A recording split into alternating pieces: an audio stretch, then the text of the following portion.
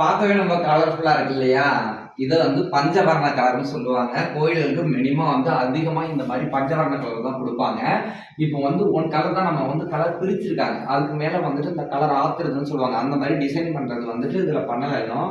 இதுல வந்து நம்ம டைல்ஸ் போட போறோம். இதுல வந்து என்ன பண்ண போறோம்னா, டைல்ஸ் போட போறோம். ஏன்னா தண்ணி ஊத்துறோம். தண்ணி வந்து இது இங்கே லைட்டா உப்பு தண்ணி. அதனால தண்ணியால நம்ம வந்து என்ன பண்ணுறோம்னா, செவுரு வந்து வீணா போயிட்டே இருக்கு. அதனால இத என்ன பண்ண போறோம்னு கேட்டீங்கன்னா, இந்த ஃபுல்லா டைல்ஸ் தான் போட போறோம். இந்த இடத்துல என்ன தெய்வம் வரப்போகுது அப்படின்னு கேட்டீங்கன்னா, இதோ இங்க இருக்கக்கூடிய இந்த அம்மன கட்டுப்பான். இந்த அம்மன் தான் அந்த இடத்துல வராங்க. 2வது இது வந்து மலைமுற்று மாரியம்மன். ஆமா. என்னுடைய இஷ்ட தெய்வம்னு சொல்றது வந்து என்னோட குலதெய்வம் தான். இங்க வந்து எல்லா தெய்வங்களுமே எனக்கு இஷ்ட தெய்வம் தான். ஆனா இங்க இருக்கக்கூடிய இந்த அம்மன் வந்துட்டு என்னுடைய குலதெய்வம். நான் வழிபடக்கூடிய என்னுடைய ஆஸ்தாங்கமான குலதெய்வம், என்னுடைய இஷ்ட தெய்வத்தோட 100 மடங்கு சக்தி படைத்த தெய்வங்கள்ல எல்லா தெய்வங்களுமே சக்தி படைத்தது தான். ஒரு தெய்வத்த கூட கம்பேர் பண்ணி பார்க்க முடியாது. அதுல முக்கியமான தெய்வம், எனக்கு பிடித்தமான தெய்வம் இங்க இருக்கக்கூடிய மலைமுற்று மாரியம்மன். அவங்களுக்கான இந்த ஆலயம். இதுல வந்து எல்லா ஆலயங்களையும் இப்ப எல்லாருமே இப்ப இவங்க எல்லாமே கலர் பிரிக்க ஆரம்பிச்சாச்சு. உள்ள வந்துட்டு அந்த பெயிண்டிங் பண்ணியாச்சு. இன்னொன்னு பண்ணல. அந்த கலர் கலரா பெயிண்ட் வச்சிருக்காங்களே ஒழிய, அந்த பின்னாடி சொல்லுவாங்கல்ல ஃபுல் கலரு, அது இன்னும் குடுக்கல. அந்த சிலைகளுக்கு மாதிரி இன்னும் குடுக்கல. அது குடுக்கறதுக்கான ஏற்பாடு செஞ்சுட்டு இருக்காங்க.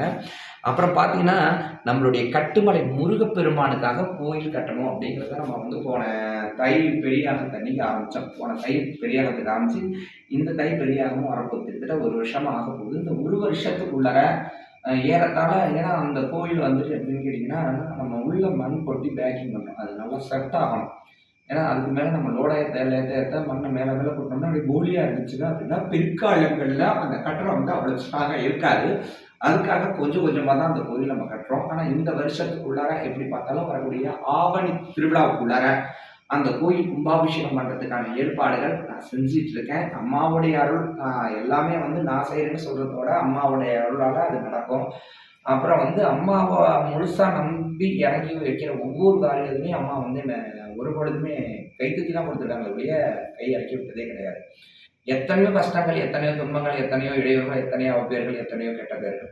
இதெல்லாமே எனக்கு வந்த பொழுதுமே, நான் வந்து அம்மாவ ஒரே மனசோட தான் நம்புனேன். அந்த நம்பிக்கையுடைய அடையாளம் என்ன எல்லா பிரச்சனைகளிலுமேருந்து அம்மா வந்து முழுக்க முழுக்க காப்பாத்திட்டு தான் இருக்கிறாங்க. எந்த ஒரு பிரச்சனையிலுமே என்ன அம்மா சிக்க விட்டது கிடையாது. எந்த பிரச்சனையிலுமே அம்மா என்னை கைவிட்டது கிடையாது. எல்லா பிரச்சனைகள்லயுமே அம்மா வந்து என்ன என்ன பண்ணுவாங்கன்னா, ஒரு குழந்தைய பார்த்துக்கிறது போல தான் என்ன பார்த்துப்பாங்க. அதனால எனக்கு அம்மா மேல வந்து அளவு கடந்த நம்பிக்கைகள் உண்டு. நம்ம தினந்து ஒவ்வொரு வாட்டியும் ஒவ்வொரு பார்க்கலாம். ஒவ்வொரு வீடியோ நான் போடலான்னு இருக்கேன் இனிமே. தொடர்ந்து நம்மளுடைய கோவில பத்தின செய்திகள், ஆ என்னுடைய பக்தர்கள்ட்ட உரையாடுறது, இது எல்லாமே நான் வந்து உங்கள்ட்ட இனிமே வந்து வீடியோ மூலியமா நான் குடுக்க இருக்கிறேன். மறக்காம என்னோட சேனல சப்ஸ்கிரைப் பண்ணுங்க. ஆ லைக் பண்ணுங்க, ஷேர் பண்ணுங்க, ஃபாலோ பண்ணுங்க. முக்கியமா ஷேர் பண்ணுங்க எல்லாருக்குமே. வணக்கம்.